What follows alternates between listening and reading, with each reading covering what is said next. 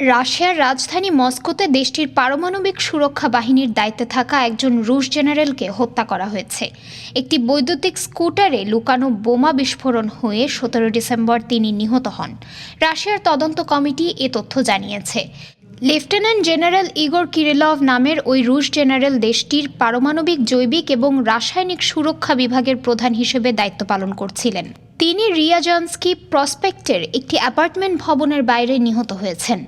রাশিয়ার তদন্ত কমিটি জানিয়েছে, রুশ ফেডারেশনের সশস্ত্র বাহিনীর বিকিরণ, রাসায়নিক ও জৈবিক সুরক্ষা বাহিনীর প্রধান ইগর কিরিলভ ও তার সহকারী বোমা হামলায় নিহত হয়েছেন।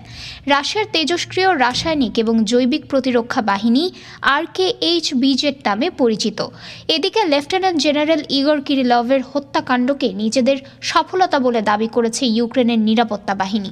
এমনকি ইউক্রেনের বিভিন্ন গণমাধ্যমেও বলা হয়েছে যে দেশটির নিরাপত্তা বাহিনী ওই রুশ জেনারেলকে হত্যা করেছে।